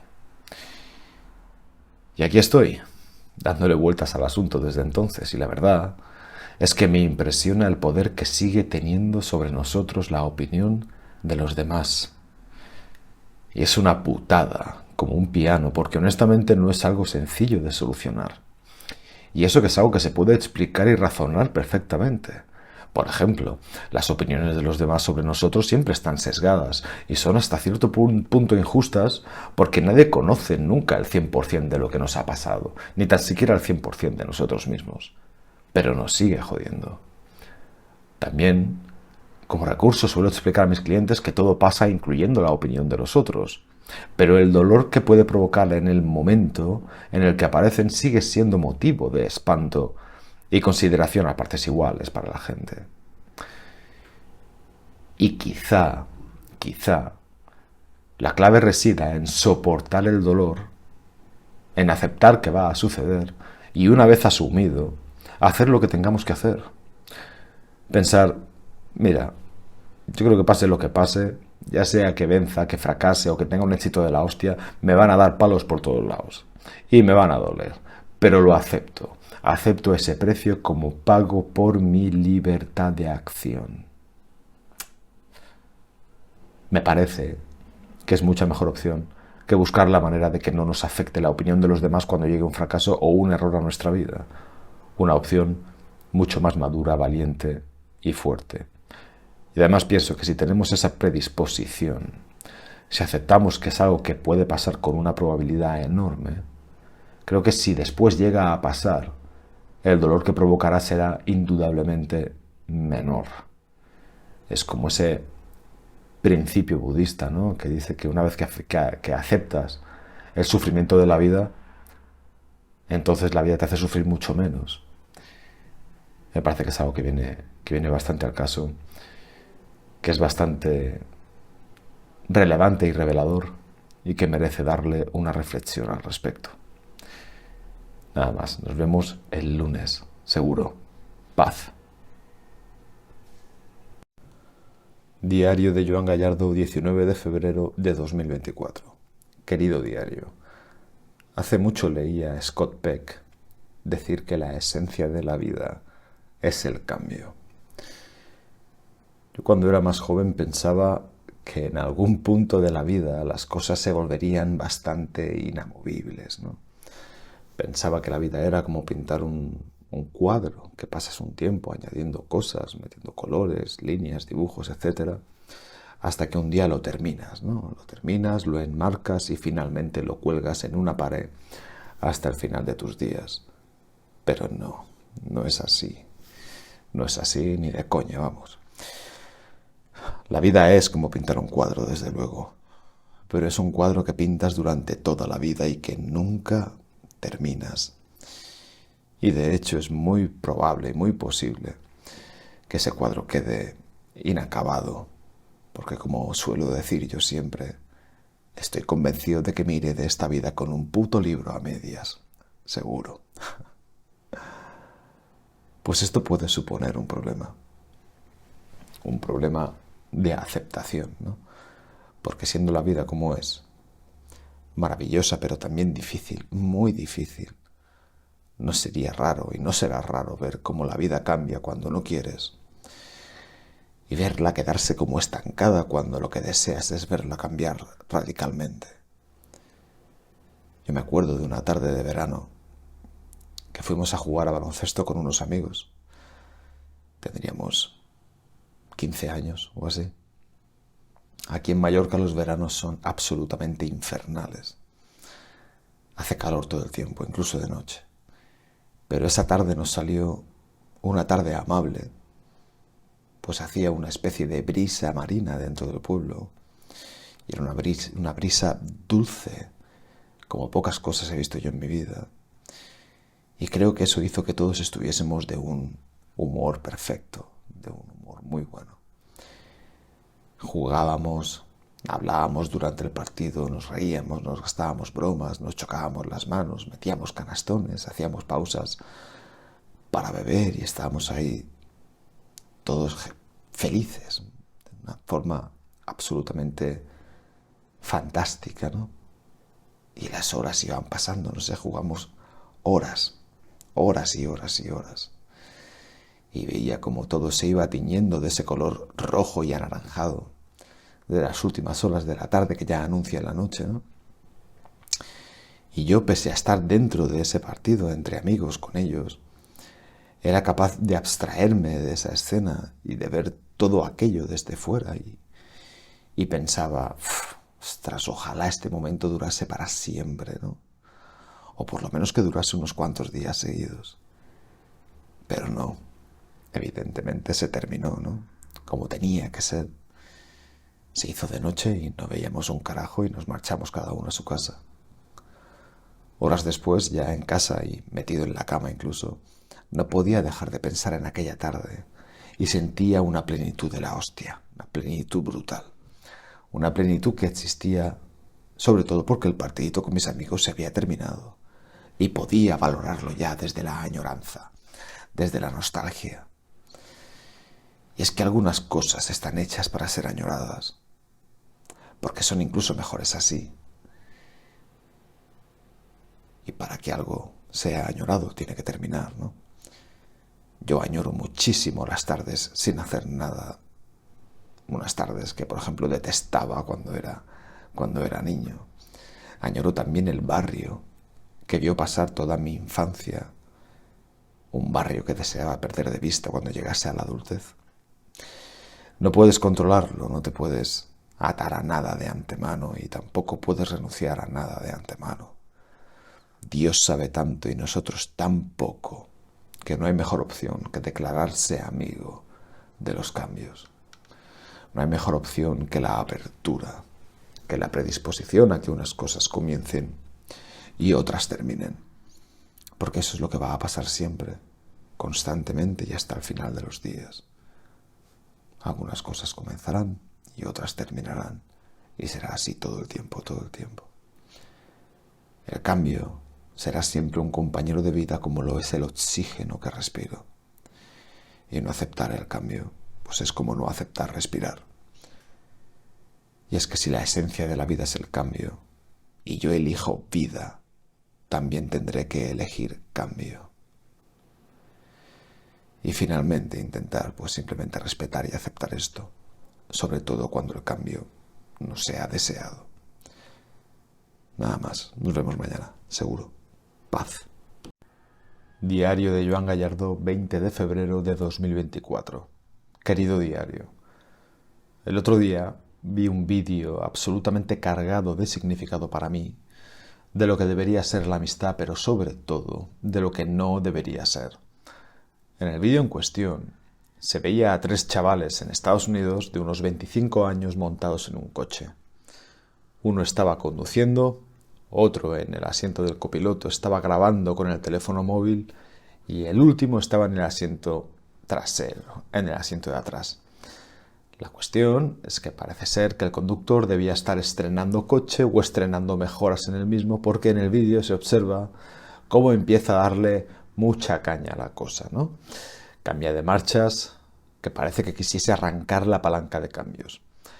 El ruido del motor es, no sé, como el de un avión a reacción a toda leche.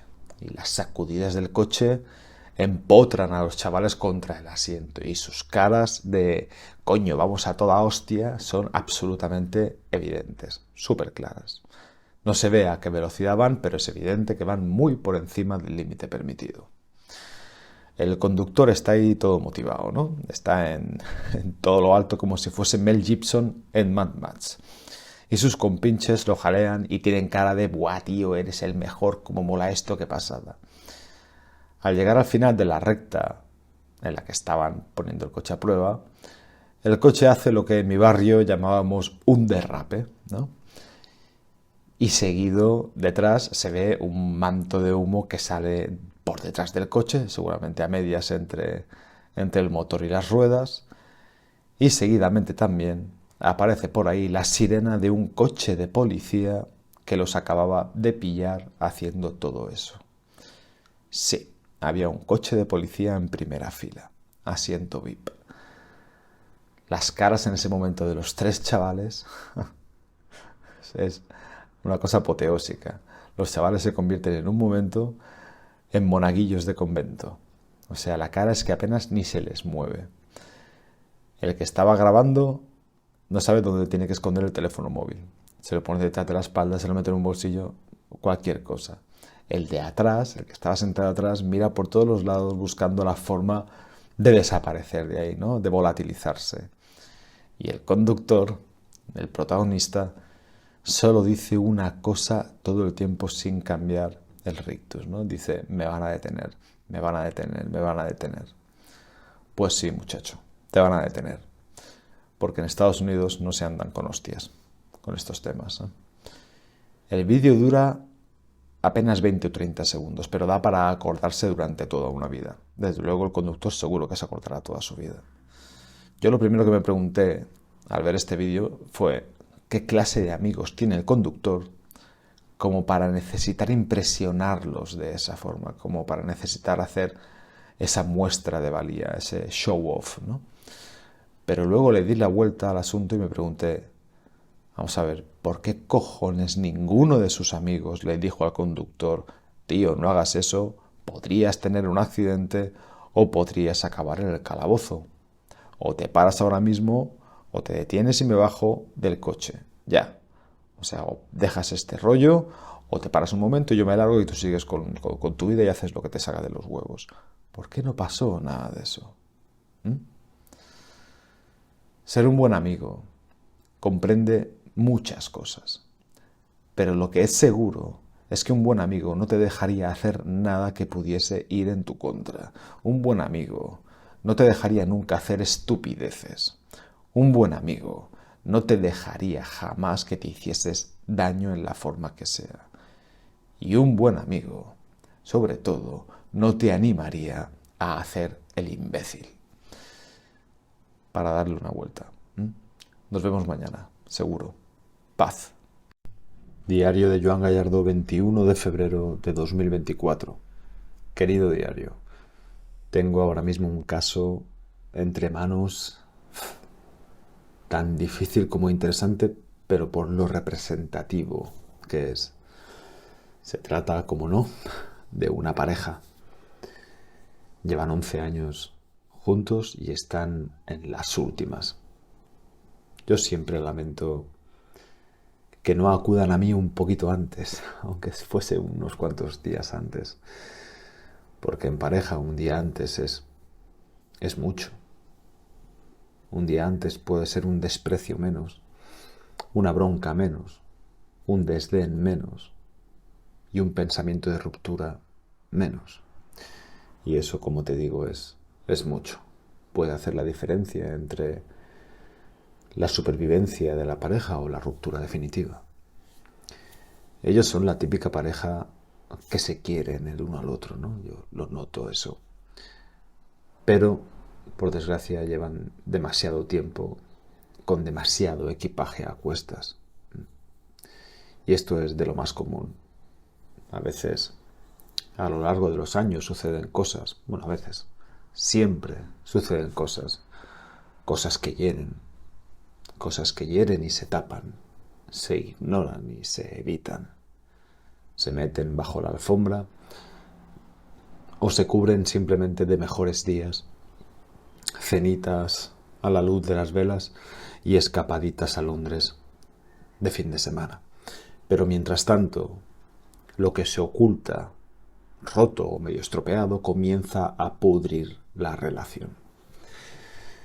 Si una pareja hace esto por norma, como hábito, pronto esa relación estará carcomida desde los cimientos, de forma inevitable además. Y esto es lo que más suele pasar.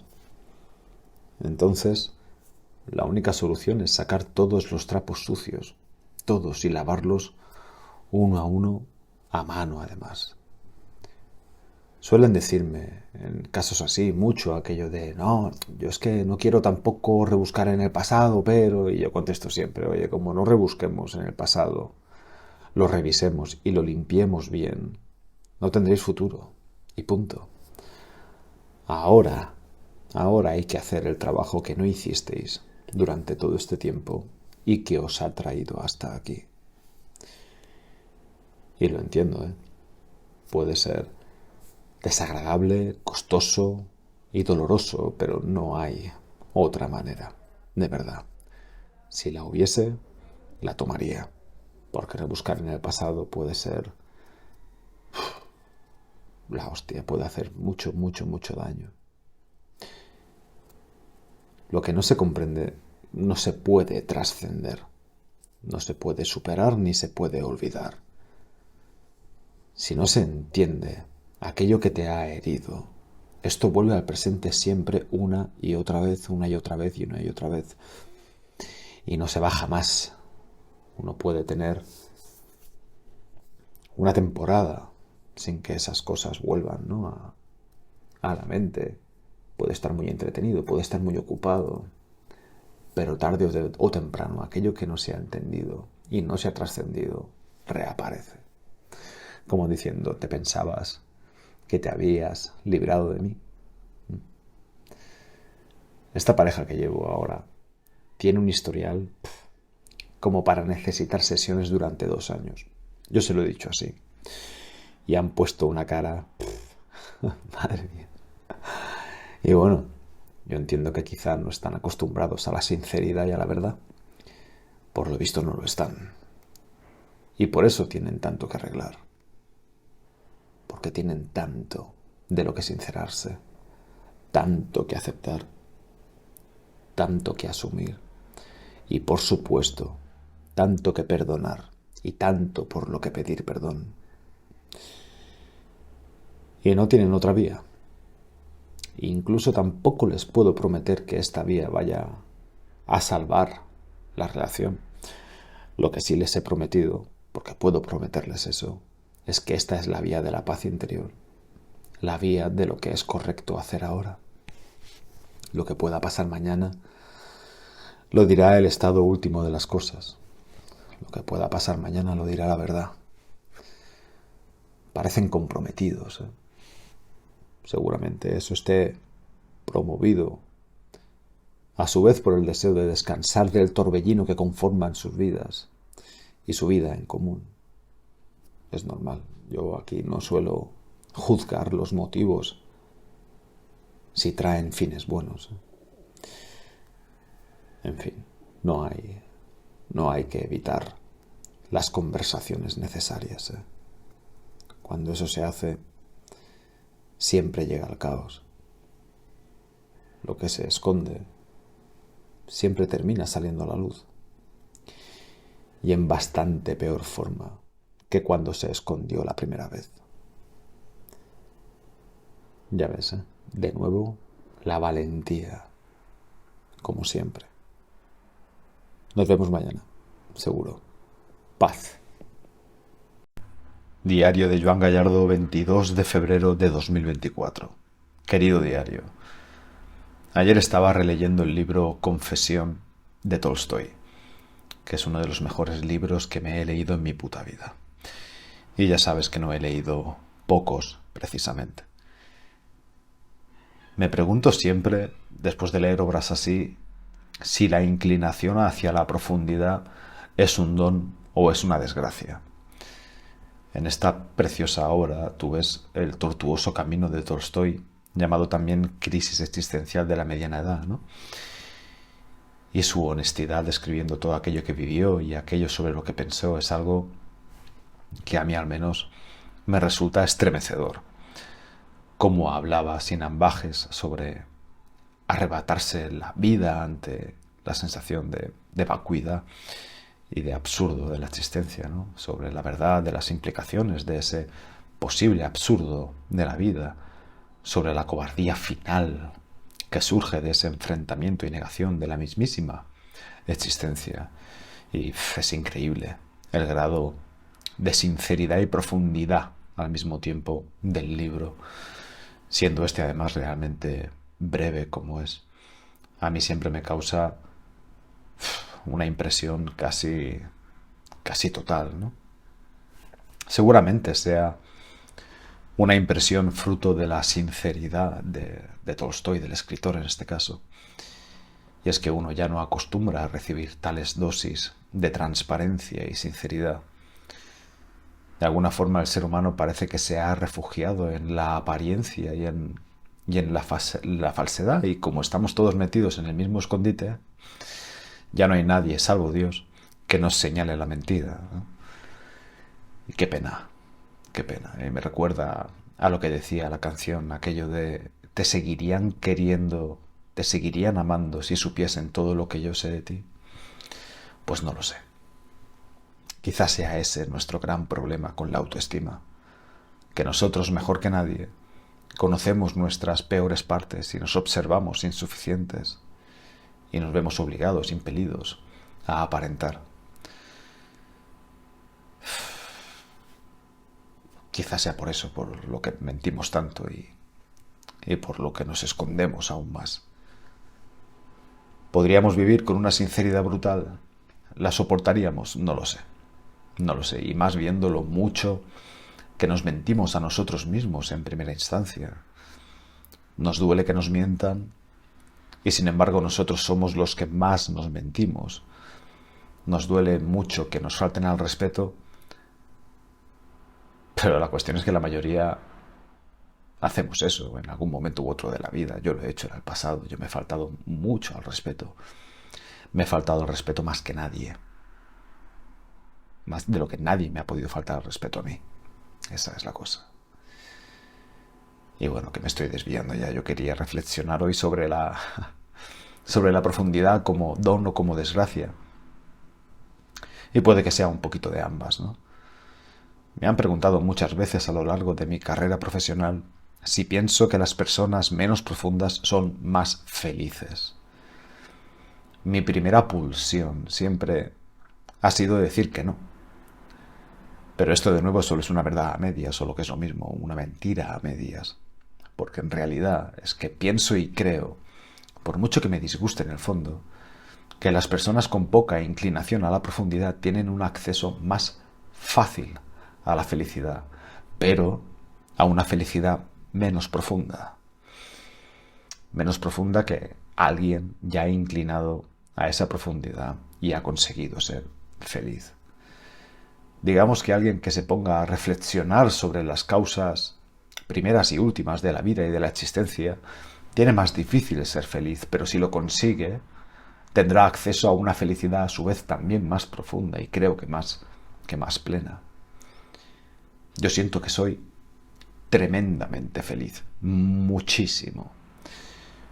Pero también siento que en este camino hacia la felicidad bien podría haber terminado siendo terriblemente desgraciado e infeliz. Si como Tolstói uno pretende averiguar el sentido de la vida y la importancia que tiene nuestra existencia en un marco grande y amplio, tanto puede encontrar oro como un vacío insoportable, ¿no? Ese abismo del que hablaba Nietzsche, ¿no? Por eso digo que la profundidad puede ser un don o también puede ser una desgracia. Pero sea como sea, prefiero la profundidad porque prefiero la verdad, aunque pudiese llegar a no gustarme, porque una cosa tengo clarísima. No tengo muchas, pero esta la tengo muy, muy, muy clara. Reflexionar mucho sobre las cosas puede ser una condena, pero no me parece mayor que la condena que supone vivir ajeno a la búsqueda de la verdad y por lo tanto vivir ajeno a la verdad. Eso me parece muchísimo, peor. Nos vemos mañana, seguro. Paz. Diario de Joan Gallardo, 23 de febrero de 2024. Querido diario, ayer me preguntaron por correo sobre cómo mantener la paz interior cuando los pensamientos negativos llegan. La verdad es que de primeras, la pregunta me pareció bastante absurda porque lleva implícita la idea de que la persona en cuestión que me hizo la pregunta sí mantiene su paz interior cuando sus pensamientos son positivos, cosa que es absolutamente lógica, ¿no? Pero bueno, la cuestión es que esa pregunta en apariencia no válida me ha tenido un montón de horas pensando en ella, me ha tenido muchas horas del día reflexionando. Lo primero que me ha venido a la mente es si sería posible llamar paz interior a lo que queda de solo haber tenido pensamientos positivos toda la vida, ¿no? Entonces ahí me he acordado de Juan sin miedo, ¿no? El personaje de los cuentos infantiles de los hermanos Grimm. Juan sin miedo, como su nombre explica, no sentía miedo de nada, de nacimiento, por decirlo así. No conocía ni había conocido el miedo jamás, o sea que no estaba en su ser por defecto el sentir miedo. Pues bien, mi pregunta es, ¿era Juan sin miedo valiente en algún grado? Porque yo pienso que no, en absoluto además, porque la valentía es la superación del miedo. Por lo tanto, la valentía necesita para su existencia de la propia existencia del miedo. No puede haber valentía sin miedo, punto. Pues bien, de igual manera, no creo que pudiésemos observar paz interior ni tenerla como algo valioso y tan siquiera llamarla así, de no existir tales cosas como los pensamientos negativos, la ansiedad, la incertidumbre y la preocupación, por ejemplo. Todas estas cosas son la medida de la paz interior. Así, uno tiene paz interior cuando consigue tenerla a pesar de que estos sentimientos y emociones aparezcan de vez en cuando. Cuando a mí mismo me viene un pensamiento negativo, puedo notar cómo mi paz interior recibe una amenaza. Es ahí cuando tengo una oportunidad para reforzarla. ¿Es que no es acaso lógico? O a mí al menos me lo parece. Entonces, si quiero reforzar mi paz interior, y obviamente quiero, como quiere todo el mundo supongo, necesitaré de ciertas amenazas, como por ejemplo los pensamientos negativos y episodios desestabilizantes para mi paz interior. Y esto me parece, pues sencillamente una cosa maravillosa, ¿no? Es que la vida es como los cerdos, ¿eh? Todo se puede aprovechar, hasta lo que en principio podría causar rechazo puro. Es que bendita vida nos ha dejado Dios, que nos permite 1000 oportunidades para mejorar y perfeccionar nuestro carácter y nuestra alma. Como digo siempre, nada pasa por nada y todo me sirve. Por cierto, a la persona esta que me hizo la pregunta finalmente le contesté lo siguiente. Es solo cuando aparecen los pensamientos negativos y demás cosas por el estilo que tienes una oportunidad para hacerte fuerte en tu paz interior. No busques tu paz en ese momento. A cambio, busca las armas necesarias para conservar tu paz. Deja que los pensamientos negativos lleguen. No te evadas, no los evites, ni los tapes con ocio, ruido o distracciones. Encáralos y piensa en ti como el defensor de uno de tus tesoros más importantes, la paz interior. Y presenta batalla. No te turbes, porque cuando lo hagas una cantidad necesaria de veces, comprenderás la bendición que supone poder superar pruebas cada cierto tiempo. Seguro que le ayuda. Nada más. Nos vemos el lunes, seguro. Paz.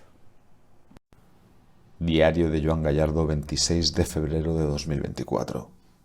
Querido diario, hoy he tenido un sueño que me ha impactado muchísimo y quiero escribir sobre él, ahora que aún me acuerdo. En el sueño estaba yo solo dando un paseo en la ciudad, en el límite de la misma. Tenía muchas cosas que hacer, o así lo sentía yo de una forma absolutamente innegable. pero de repente, en un instante cualquiera, me invaden unas ganas locas e irrefrenables de marcharme de ahí, de dejarlo todo al aire y largarme, sabiendo además y conociendo perfectamente las repercusiones de no cumplir con mis obligaciones. Y pese a ello, decido finalmente irme al campo. Atravieso campos y campos sembrados, sobre todo con espigas de trigo de aproximadamente 1,5 metros. Son los campos de alguien y lo sé. Siento que en cualquier momento aparecerá un perro para echarme de ahí o un payés con una escopeta. Pero sigo andando a pesar de todo a través de esos campos y terrenos y además en línea recta. Consciente de todo, pero sin temor alguno, como si estuviese siendo atraído por algo superior a las circunstancias. Tras un rato me doy la vuelta para mirar a la ciudad y ésta ha desaparecido ya. Quizá físicamente o quizá espiritualmente, no lo sé. La cuestión es que no se ve ni se la oye. Solo hay silencio, salvo por el ruido de mis pies al pisar la tierra y el roce de mis piernas con las espigas. Sé que la ciudad debería verse y escucharse, pero no se ve ni se escucha. Yo sigo andando y estoy tranquilo, muy feliz y absolutamente conforme. Llego al poco tiempo a pies de una montaña que tiene un sendero visible que parte la misma montaña por la mitad verticalmente. Lo tomo como si no tuviese otra opción que subir hasta la cima. Al poco de subirla, encuentro a una persona que forma parte del pasado real de mi vida y me pide que me pare. Pero yo no lo hago. No pienso hacerlo, ni de coña. Sigo andando. Cuando la dejo atrás, me recrimina que siga andando. Yo no le contesto y solo sigo mi camino. Un poco más adelante se repite la escena. Una persona del pasado, un hombre, aparece sentado tras un arbusto y me pide que me quede con él. Yo no le contesto y sigo andando, y al hacerlo me recrimina que lo haga, como la anterior persona. Es así durante mucho rato, y me cruzo con no menos de 10 personas que buscan de alguna manera impedir que siga subiendo la montaña. Cuando ya estoy muy arriba, me detengo para mirar atrás y veo que todas esas personas están esta vez juntas y mirándome, quietas. También veo que la ciudad ha vuelto a aparecer y que está pegada a la montaña. Me asusto, me agito y vuelvo la vista hacia el pico de la montaña. Veo una luz muy fuerte al final y siento una voz en mi cabeza que me dice: no pares, sé valiente, como siempre has sido.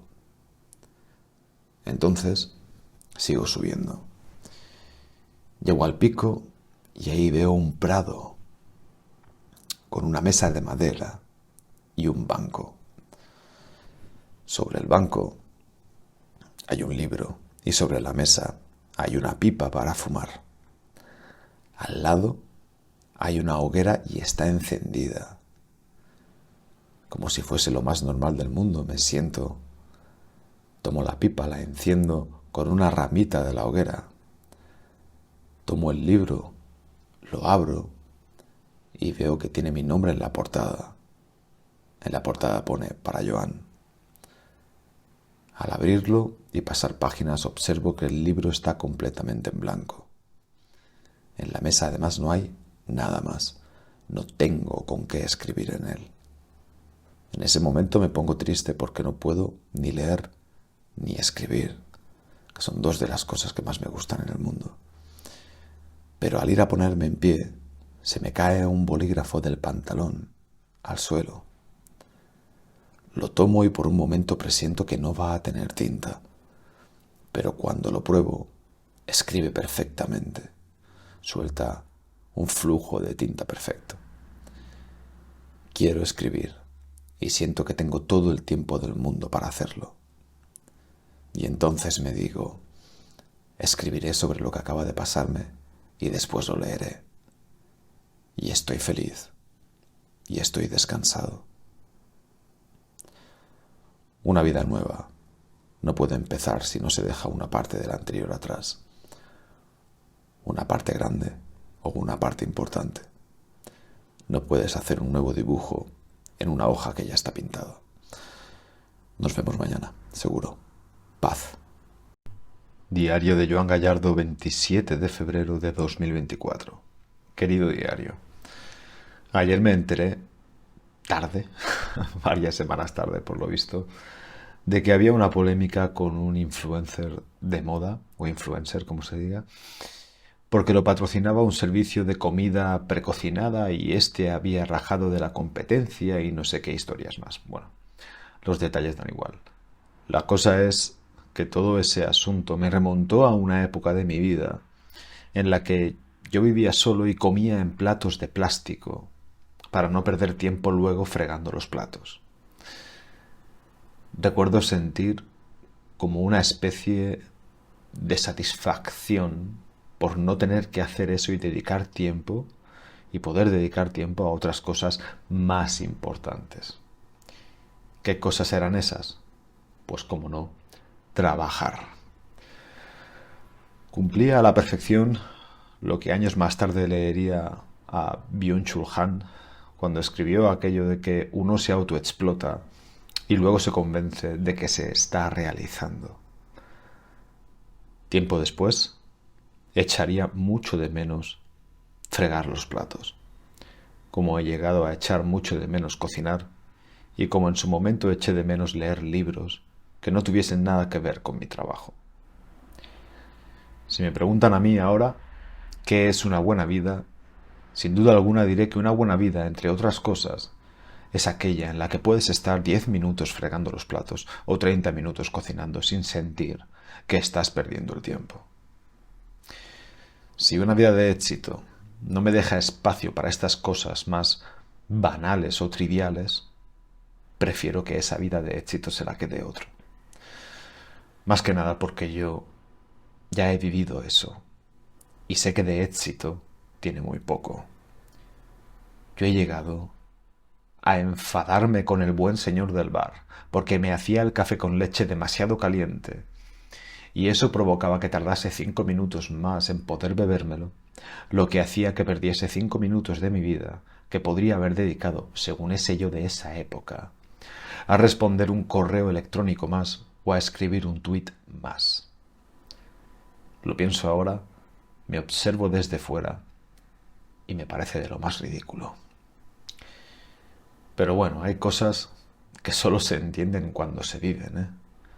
La teoría llega hasta donde llega y todo lo demás es terreno de la experiencia. Uno no puede notar una teórica patada en los huevos. Solo lo conoces de verdad, solo conoces de verdad lo que significa que te den una patada en los huevos cuando un zapato te sacude el escroto como es debido.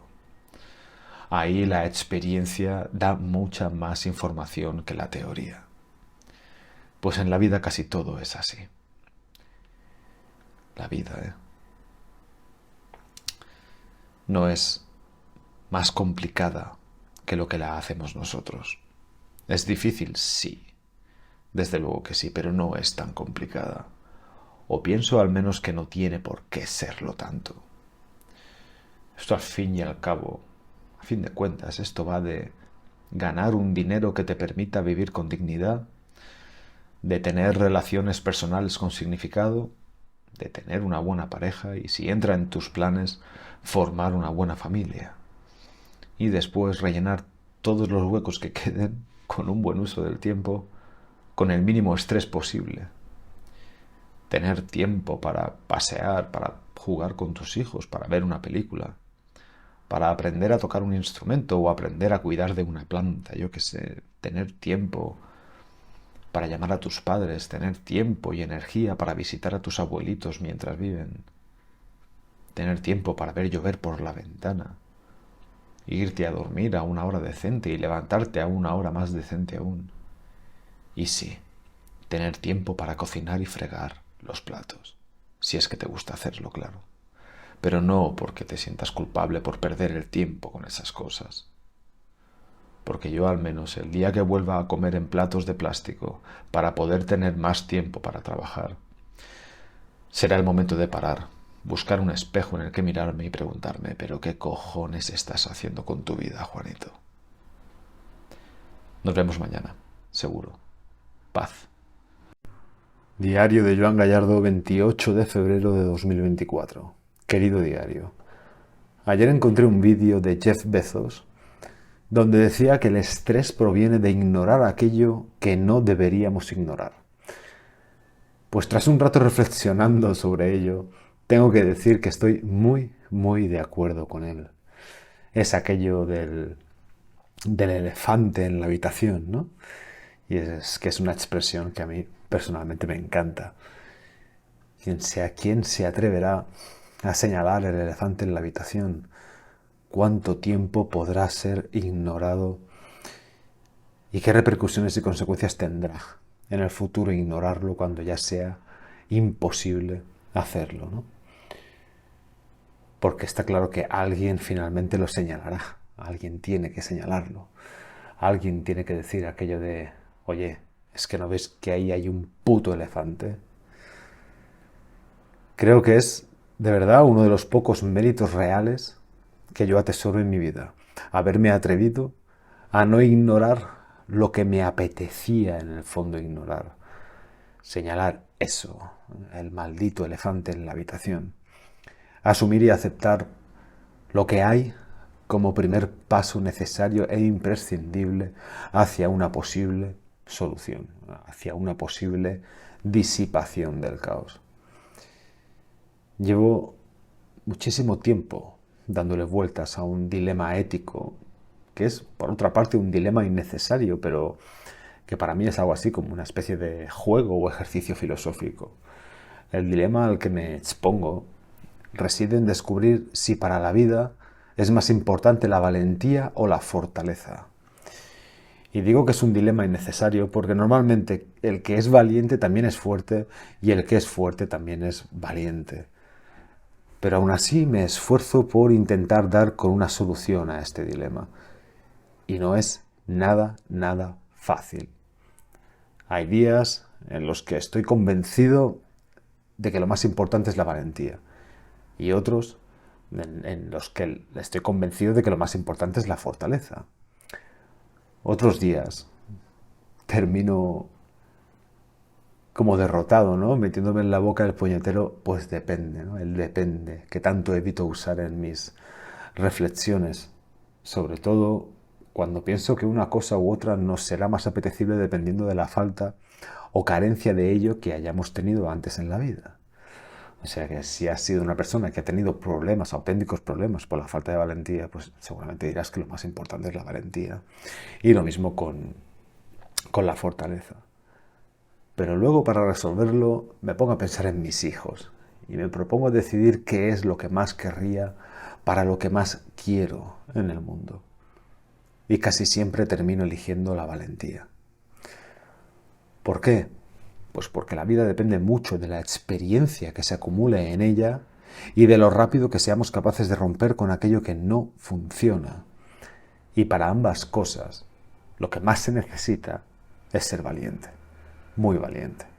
Porque hay que ser muy valiente para empezar algo, pero diría que más aún para terminarlo.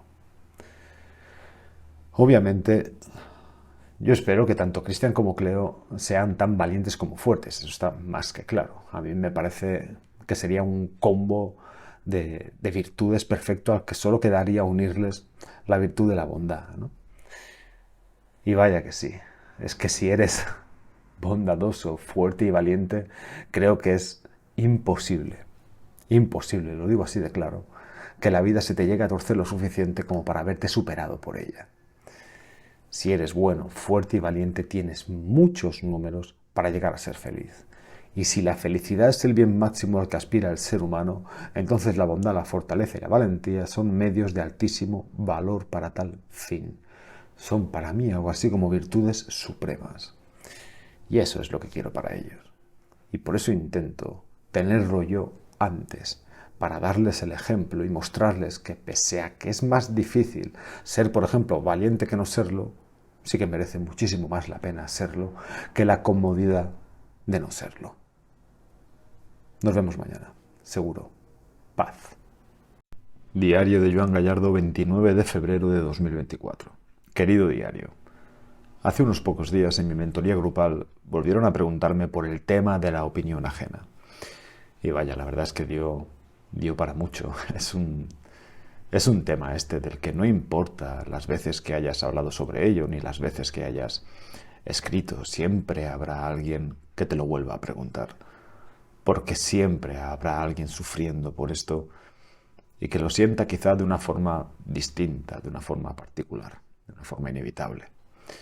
En este caso, el chico que me hacía la pregunta, en mitad de nuestra conversación, recordó una vez que yo dije algo como que no me importaba que la gente no estuviese de acuerdo conmigo porque yo mismo no estoy de acuerdo con cosas que pensaba e incluso decía poco tiempo atrás, ¿no? Que si yo sé que mi opinión puede cambiar, ¿por qué me tengo que ofender porque critiquen una opinión mía en un momento dado que puede ser susceptible de ser cambiada en el futuro? El hecho de saber y sentir esto hace que no me tome tan en serio ni a mí ni a mis propias opiniones, lo cual me permite no tomarme demasiado en serio el hecho de que alguien se tome muy en serio mis propias opiniones enfrentándolas a las suyas, ¿no? A veces de una forma muy vehemente, muy beligerante, ¿no? Es importante, creo, tener esto claro pronto en la vida, porque de ninguna manera vamos a encontrar cómo todo el mundo se alinea con lo que pensamos, decimos o en mi caso, escribimos. Quien soporta la crítica obtiene libertad. Y eso merece mucho la pena. Pocas cosas, de hecho, merecen tanto la pena como la libertad. Y de esto no tengo ninguna duda.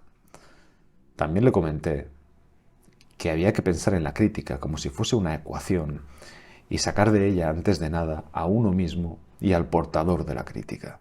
Despersonalizar la crítica.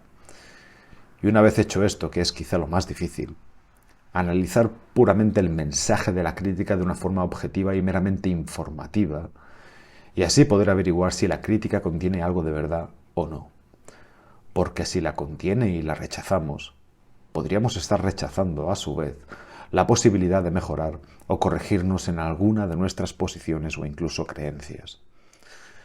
Pero bueno, la verdad es que el porcentaje de opiniones valiosas y útiles que podemos recibir en una vida es muy escaso, muy escaso. Las hay, obviamente, por supuesto que sí, pero llegan como llega algún pez despistado en mitad de un cauce torrencial de agua. Así que la cuestión es si merece la pena o no. Si merece la pena escuchar a tanta gente y someterse a ese desgaste solo por recibir muy de vez en cuando alguna opinión verdaderamente valiosa e importante. Y esto ya depende de cada uno, de lo que le merezca la pena y de lo que no. Nada más. Nos vemos el lunes, que mañana es festivo aquí. Paz.